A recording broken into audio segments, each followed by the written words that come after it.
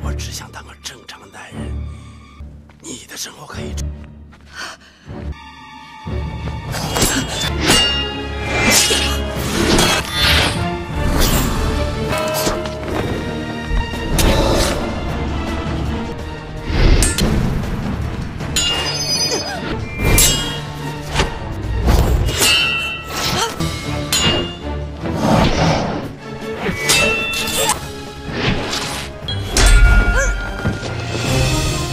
Halo sahabat semua, bagaimana kabarnya? Baik-baik saja bukan? Pada video kali ini, channel Palanta Movie akan mengulas alur cerita Reign of Assassins, yaitu sebuah film laga bela diri tahun 2010 asal Cina. Film ini disutradarai oleh Su Chaopin dan dibintangi oleh Michelle Yeoh sebagai Drizel. Film yang berdurasi 1 jam 59 menit ini menceritakan tentang Drizel, seorang pendekar wanita tangguh dari Serikat Batu Hitam. Suatu ketika dunia persilatan menjadi gempar dengan isu yang beredar. Tersiar kabar jika jasad Mong Bodi, seorang ahli bela diri tingkat tinggi, akan memberikan kekuatan kepada mereka yang memiliki jasad tersebut. Serikat Batu Hitam juga ambil bagian dalam perebutan jasad Mong Bodi. Drizel yang mendapatkan jasad Mong Bodi mencoba untuk lepas dari Serikat Batu Hitam dan ingin menjalani kehidupan normal. Drizel bahkan harus rela menjalani operasi wajah untuk menyembunyikan identitasnya. Meskipun demikian, berbagai permasalahan dan bayangan musuh-musuhnya masih saja menghantui. Bagaimana kisah lengkap film tersebut? Simak videonya sampai habis. Bagi sahabat yang belum menonton filmnya, disarankan menonton film tersebut terlebih dahulu, karena menonton film secara utuh jauh lebih baik. Tanpa berlama-lama, kita langsung ke isi ceritanya.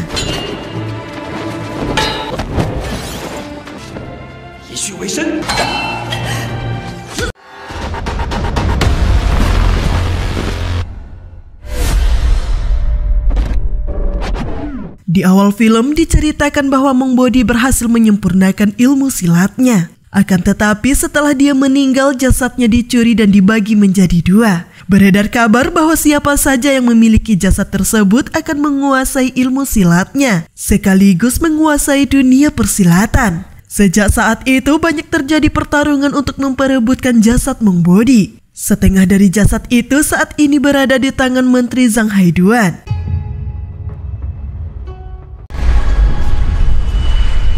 Kelompok pembunuh bayaran Serikat Batu Hitam menyerang kediaman sang menteri untuk merebut jasad Mong Bodi. Menteri Zhang Haiduan dan putranya Zhang Renfeng pun tewas terbunuh.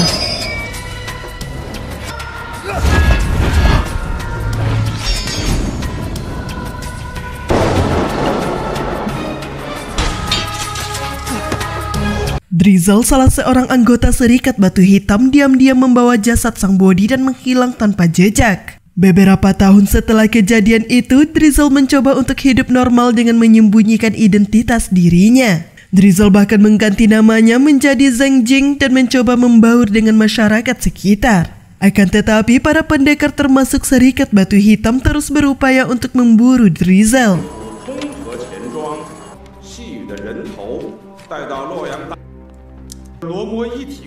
Drizel teringat saat dirinya harus bertarung menghadapi orang-orang yang mengincar jasad Mong Bodi. Bahkan seorang anak kecil dan orang tua renta turut ambil bagian dalam pertarungan itu. Pertarungan pun berlangsung sengit dan menegangkan. Meskipun kalah jumlah, Drizel mampu dengan mudah mengalahkan mereka dengan keahlian bela dirinya.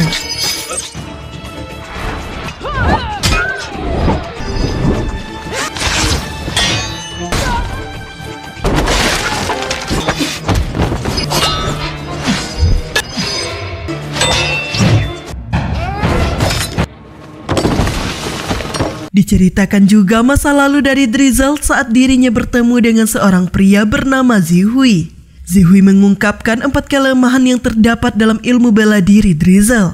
Zihui merasa khawatir jika Drizel bisa saja terbunuh bila bertemu dengan pendekar yang tangguh. 3 bulan lamanya telah mereka lalui bersama. Zihui tiba-tiba berkata kepada Drizel bahwa dia ingin memutus semua hubungan dengannya.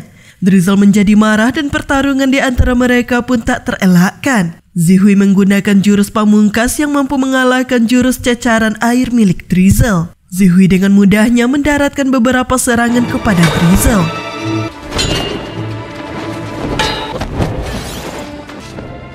虚为深。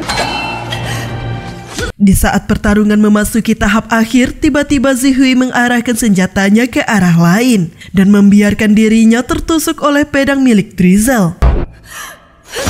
Ternyata pertarungan ini disengaja oleh Zihui agar Drizel mau meninggalkan kehidupannya sebagai seorang pembunuh. Zihui rela kehilangan nyawanya agar Drizel kembali ke jalan yang benar. Di saat-saat terakhirnya, Zihui berpesan agar jasad Monk Body diserahkan kepada biksu bernama Wang Xiang di Nanjing. Setelah kejadian itu, Drizel mengubah wajahnya dengan bantuan seorang dokter agar dirinya bisa memulai hidup yang baru.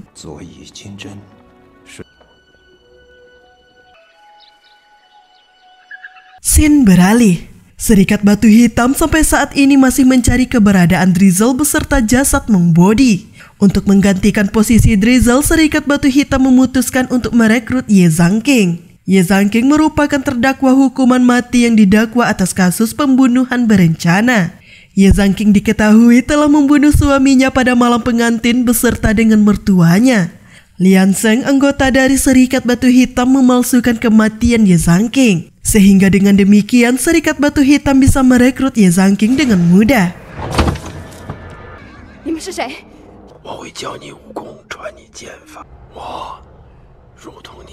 Beberapa waktu telah berlalu dan Drizel saat ini telah menjalani kehidupan normal yang dia inginkan. Hingga suatu hari seorang pria bernama Jiang Ah Seng yang bekerja sebagai kurir menaruh perhatian kepadanya. Ah Seng kerap membantu Drizel untuk membereskan barang dagangannya ketika hujan turun. Perhatian yang diberikan Ah Seng kepadanya mulai membuat Drizel jatuh hati. Suatu ketika saat hujan turun dengan lebatnya, tiba-tiba Drizel bertanya kepada Ah Seng apakah dia mau menikah dengannya. Dan mereka pun kemudian menikah. Hingga suatu hari Drizel pergi menemani Ah Seng untuk mengambil tabungannya ke sebuah bank. Tak disangka sekelompok orang datang ke sana dan melakukan perampokan. Tujuan mereka sebenarnya adalah untuk mencari setengah jasad dari Monk Body. Situasi menjadi sangat berbahaya, mau tidak mau Drizel terpaksa bertarung menghadapi para perampok. Dalam pertarungan yang sangat sengit itu, Drizel tidak membunuh mereka melainkan melumpuhkan para perampok.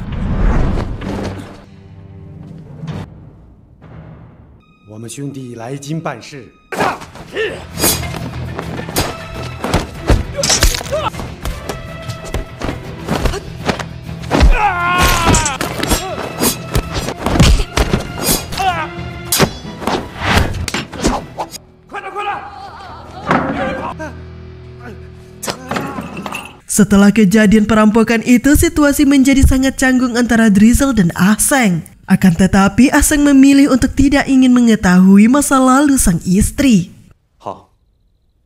Malamnya, pimpinan perampok tersebut dibawa oleh Serikat Batu Hitam untuk menjelaskan apa yang terjadi. Pimpinan perampok berkata bahwa dia sedang mencari keberadaan setengah jasad Monk Body. Selain itu, dia juga menjelaskan mengenai cara bertarung pendekar wanita yang telah mengalahkannya. Chao Feng, pimpinan Serikat Batu Hitam, merasa yakin bahwa pendekar wanita tersebut adalah Drizel.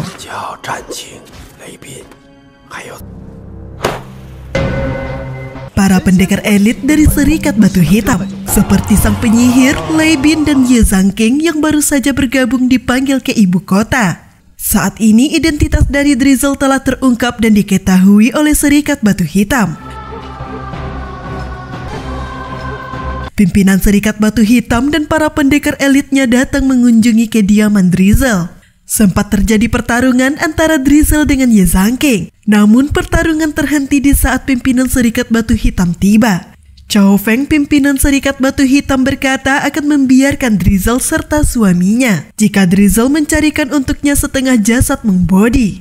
Drizel yang menyadari tidak akan bisa lepas dari tekanan Serikat Batu Hitam menyanggupi kesepakatan tersebut. Hal itu ia lakukan agar dirinya bisa menjalani kehidupan normal bersama sang suami.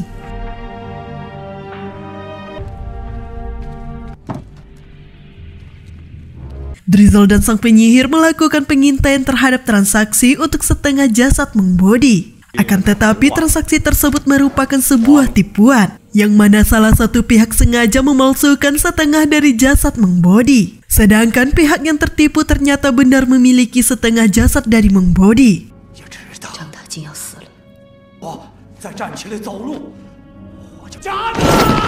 Pertarungan pun pecah, Drizzle dan sang penyihir ikut dalam pertarungan untuk merebut setengah jasad Monk Body yang asli.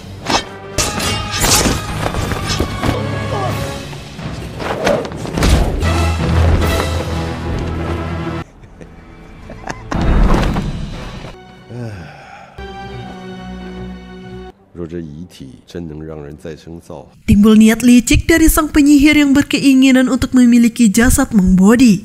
Sang penyihir mengajak Lei Bin dan Drizzle bekerja sama bertarung menghadapi Chao Feng. Akan tetapi Drizzle memilih untuk tidak ikut serta dalam pertarungan. Setelah Drizzle menyerahkan setengah jasad Monk Body, tiba-tiba Ye Zhanking melakukan serangan kepada Drizzle. Pertarungan pun pecah antara Drizzle melawan Ye Zhanking dan berlangsung sengit. Drizzle terlihat lebih unggul dibandingkan Ye Zhanking, namun dirinya tidak ingin membunuh.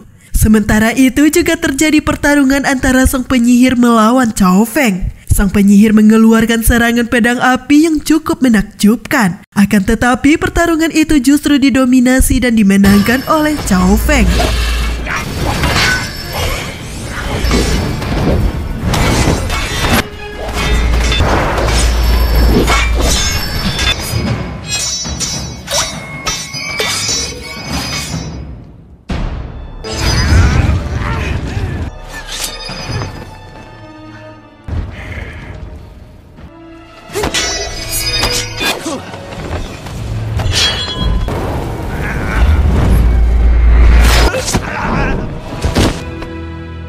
Lei Bin yang semula bimbang tampaknya telah memutuskan untuk tetap bergabung dengan Serikat Batu Hitam. Lei Bin kemudian bertarung menghadapi Drizzle dan pertarungan pun berlangsung dengan sengit. Lei Bin terlihat menguasai jalannya pertarungan. Namun sebenarnya Drizzle sedang menahan diri untuk tidak membunuh.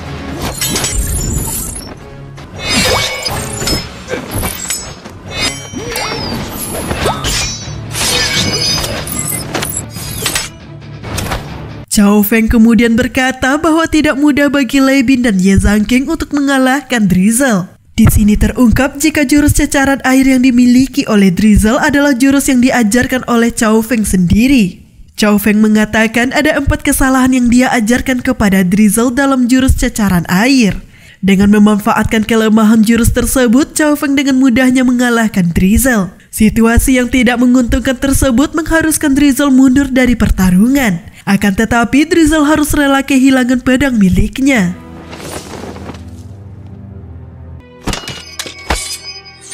Drizzle kembali ke rumahnya dan berkata kepada suaminya agar pergi meninggalkan ibu kota.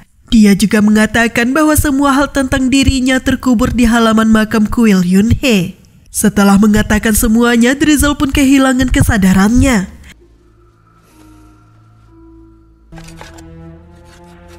Tak lama setelah itu, Ye Zhanking, Lei Bin dan anggota Serikat Batu Hitam tiba di kediaman Drizzle. Di sana, Ah Seng seperti sudah mengetahui akan kedatangan Serikat Batu Hitam.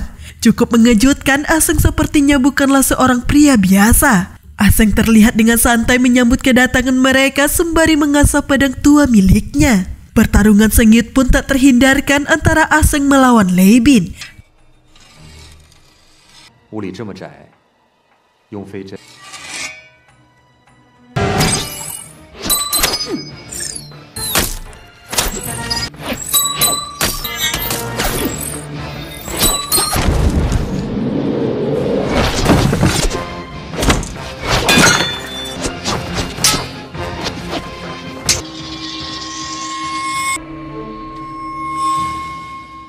Dalam pertarungan itu, Lei Bin menggunakan 2 pedang pendek serta jarum akupuntur. Tidak sulit bagi Ah Seng untuk mengantisipasi serangan dari Lei Bin. Lei Bin terkejut saat Ah Seng menggunakan 1 pedang panjang dan 1 pedang pendek. Identitas sesungguhnya dari Ah Seng pun akhirnya terungkap. Nama sesungguhnya dari Ah Seng adalah Zhang Renfeng, putra dari Menteri Zhang Haiduan. Lei Bin seolah tidak percaya jika Zhang Renfeng masih hidup. Masih segar dalam ingatannya jika Zhang Renfeng telah terbunuh saat Serikat Batu Hitam menyerang kediaman Menteri Zhang. Ye Zhanking, Lei Bin dan anggota Serikat Batu Hitam pun secara bersama-sama bertarung untuk mengalahkan Ah Seng. Meskipun kalah jumlah, tidak sulit bagi Ah Seng untuk mengalahkan Serikat Batu Hitam.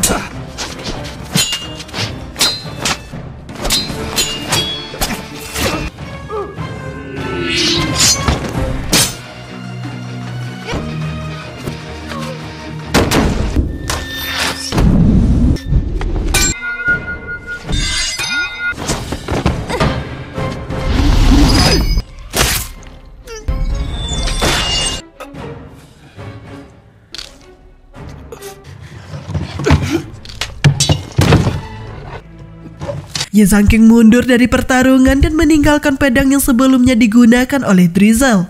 Lei Bin juga berhasil mundur dari pertarungan setelah dirinya mendapat luka tusuk pada bagian dadanya.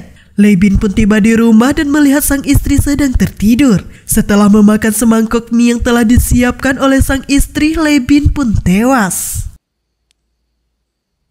Sungguh mengejutkan, Chao Feng yang merupakan pimpinan Serikat Batu Hitam ternyata adalah seorang kasim berperingkat rendah di istana. Ah Seng yang telah mengetahui identitas Chao Feng juga datang ke istana untuk menemuinya. Di sini terungkap, jika orang yang telah membunuh Feti Chen, pemegang buku rahasia Serikat Batu Hitam adalah Ah Seng. Chao Feng tidak menyangka sedikit pun jika Ah Seng sebenarnya Zhang Renfeng, putra dari Menteri Zhang Haiduan. Ah Seng berkata kepada Chao Feng agar menemuinya di kuil Yunhe jika Chao Feng masih menginginkan jasad Meng Bodi. Ah Seng ternyata sebelumnya telah mencuri jasad Meng Bodi yang disembunyikan oleh Chao Feng. Sekarang semua rahasia telah terungkap. Tujuan Chao Feng menginginkan jasad Meng Bodi adalah agar dirinya bisa kembali menjadi seorang pria sejati. Karena jika seseorang telah menjadi seorang kasim, maka tentu saja dia telah dikebiri.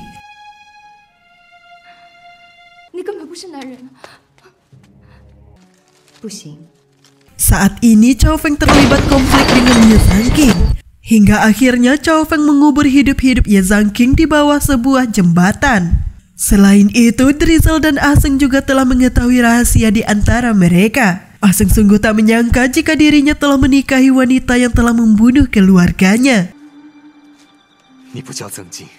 Seperti diketahui sebelumnya, Drizel merupakan salah satu anggota dari Serikat Batu Hitam yang telah membunuh ayahnya. Alasan mengapa Ah Seng tidak terbunuh dari pembantaian Serikat Batu Hitam terjawab sudah. Tusukan pedang yang menembus dadanya ternyata tidak mengenai jantungnya. Hal itu dikarenakan jantungnya terletak di bagian dada sebelah kanan. Selain itu, Ah Seng juga telah melakukan operasi wajah untuk menyembunyikan identitas dirinya. Ah Seng menyimpan dendam yang mendalam terhadap Drizel dan ingin membunuhnya. Akan tetapi, Ah Seng memilih melepaskan Drizel karena tidak ingin mendiang ayahnya tahu jika dirinya telah membunuh seorang wanita. Di saat Ah Seng berpaling membelakangi Drizel, tiba-tiba Drizel menyerang Ah Seng. Pertarungan pun berlangsung cukup sengit, tapi ternyata Drizel tidak berniat untuk membunuh sang suami.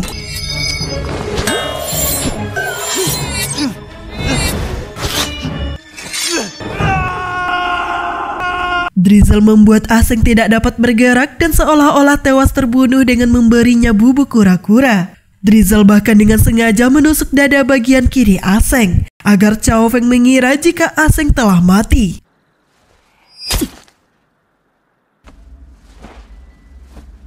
Terjadi perseteruan antara Chao Feng dengan Drizel dan berlanjut kepada pertarungan. Pertarungan didominasi oleh Chao Feng karena memanfaatkan 4 kelemahan jurus cacaran air milik Drizel. Seperti diketahui sebelumnya, Chao Feng sengaja mengajarkan 4 kesalahan jurus cacaran air kepada Drizel.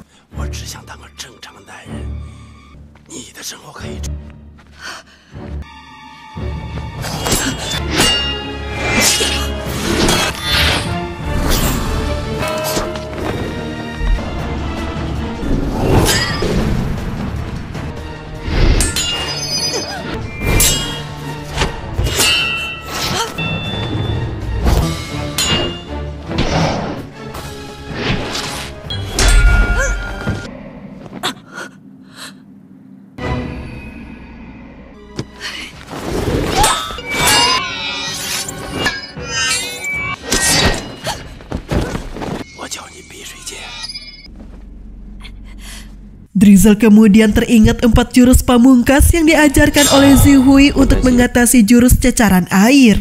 Chao Feng terkejut dengan gerakan jurus yang digunakan oleh Drizel. Drizel pun mulai menguasai jalannya pertarungan.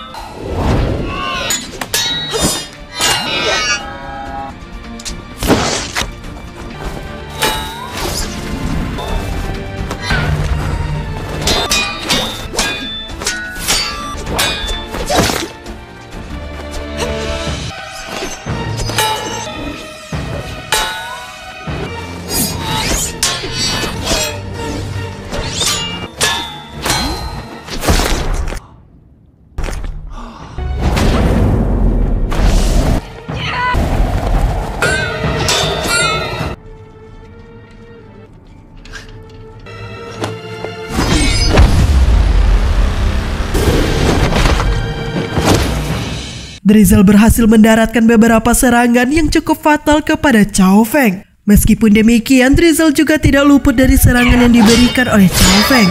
Pertarungan pun berakhir dengan tewasnya Chao Feng dan juga Drizel.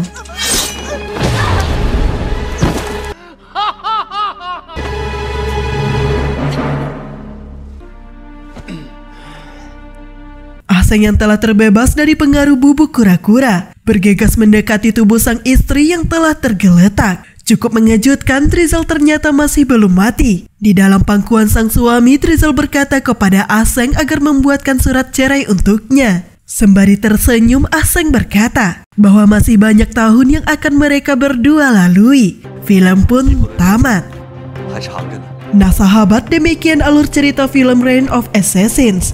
Dari film tersebut ada pesan tersirat yang dapat diambil. Di antaranya, sifat egois merupakan sifat yang harus dijauhi seseorang, karena pada akhirnya akan membawa kerugian dan kehancuran bagi dirinya sendiri. Selain itu, tidak ada kata terlambat bagi seseorang yang ingin mengubah kehidupannya ke arah yang lebih baik. Hampir setiap orang memiliki masa lalu yang kelam dan buruk. Akan tetapi, seseorang bisa menemukan jalan kebenaran selama dia mau meninggalkan perbuatan buruknya dan membuka lembaran baru. Terima kasih, sampai jumpa di ulasan video berikutnya.